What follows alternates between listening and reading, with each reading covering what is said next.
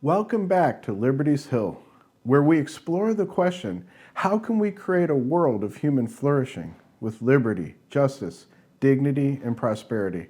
I'm Dr. Bill Brannan, a pastor in Liberty Hill, Texas. Today we want to consider whether the categorization into right and left may be a model that is destroying the future of America. I have noticed a lot of heated language that throws out terms such as Nazi or fascist to paint people who think differently in a negative light. The use of the term, especially Nazi, is very interesting to me. The left often terms those on the right Nazi, and on the right they do the same for the left. Both seem to agree that Nazi or fascism or tyranny is something nobody wants. It seems that neither side can isolate the problem accurately, and that keeps us from avoiding the end that we all want to avoid. I suggest that in our quest for human flourishing, we need a framework of ideas that create a roadmap to liberty and prosperity. There are many ideas we're going to submit to you for your feedback and input, none of which by itself will bring the type of culture and society we are hopefully all seeking, but together, like individual seeds planted, will cultivate a world of human flourishing. Before we submit today's idea for your consideration, I would like to first consider the idea of America being destroyed. The implication is that there was something good about America that we do not want destroyed. For some people, America needs to be destroyed because it was never good. That is a conversation we will engage in more depth in the future. It is important to begin the discussion of some of America's good ideas now for the sake of the argument. This is necessary because I found the idea I'm going to submit to you in W. Cleon Skousen's book, The 5,000-Year Leap. Even in this series that seeks a conversation with a diverse audience, I will often use biblical ideas as part of the discussion. I hope that you will not be offended by the use of biblical ideas. They are being submitted to you for your evaluation. I am sympathetic towards people's revulsion to the use of the Bible because it has often been used to demonize others and express disapproval. This point is very important. I believe using the Bible this way is contrary to the ethics of Scripture and is destructive to human flourishing. But that idea will be addressed in the Light on a Hill segment. Ideas are what I am primarily interested in. I believe that good ideas lead to human flourishing and bad ideas lead to inhumanity. I am less interested in where they come from, but that we can explore the impact of specific ideas.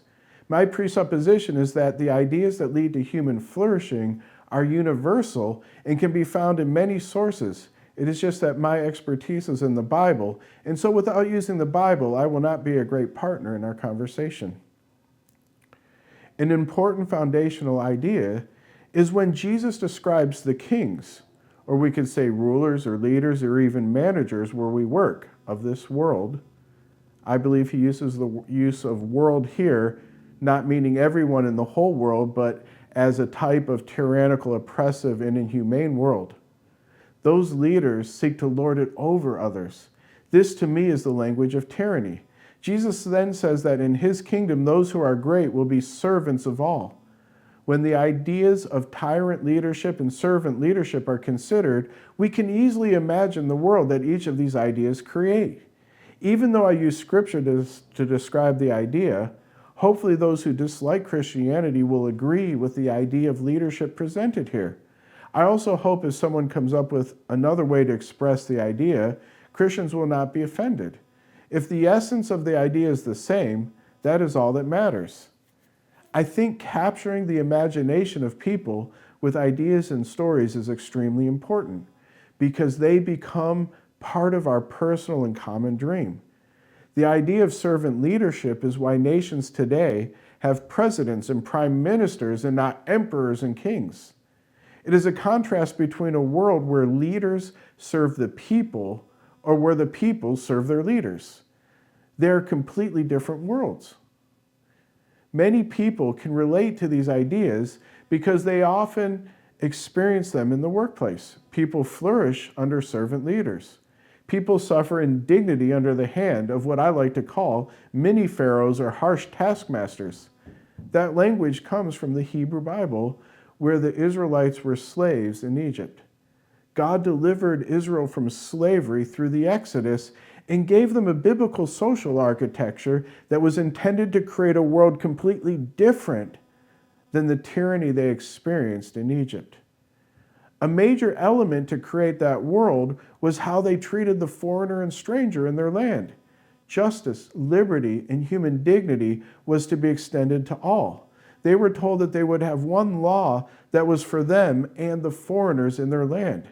What is even more revolutionary is that under the rule of law, everyone is held accountable to the same standards, especially the leaders. One of the great complaints throughout history has been that the powerful are able to exempt themselves from accountability to the law. This is antithetical to the dream of liberty and human flourishing. Skousen, as well as many other experts on our founding fathers, demonstrate from their writings that biblical ideas were central to the world they wanted to create. They wanted to create a world of liberty and justice for all, leading to prosperity and human dignity rather than tyranny. To me, it does not matter where you get the idea from. My hope is that we can all be committed to a world of liberty in opposition to tyranny. I mentioned earlier, one of the challenges of this discussion is the question of whether America was ever good. People will bring up a multitude of actual failures. Many of these will be discussed in the future, but I want to throw out an additional idea today for your consideration, that a commitment to an idea, in other words, ideals or values, can put people on a trajectory that will create a better world, even if they don't realize that those ideas will destroy everything contrary to them in the process. The idea that people are created equal and are endowed by their Creator with unalienable rights sets a trajectory that will destroy the oppressive world of slavery. It was the ideas embraced that worked over time to grow a better world. The primary idea I want to submit for your consideration today comes from Skousen's discussion that our modern framework of right and left, liberal and conservative, comes from losing the ideological framework of our founding fathers, embracing ideas found in Europe. In Europe, communists are seated on the far left and fascists are seated on the far right. Everything else is seated in between those extremes. The problem is that both communism and fascism are expressions of totalitarian tyranny. The ideological framework of our founders was that liberty stood in opposition to tyranny on one side and lawlessness or anarchy on the other. For them, liberty stood in opposition to tyranny, whether today we would set it on the right or on the left. That is the idea I would like to submit to you, and I ask that you respond in the comments with your thoughts, ideas, and questions. Please also click the subscribe button. The idea of locating liberty between tyranny and anarchy rather than between the right and the left is only the beginning of a greater discussion which requires that we explore many more ideas like liberty and tyranny.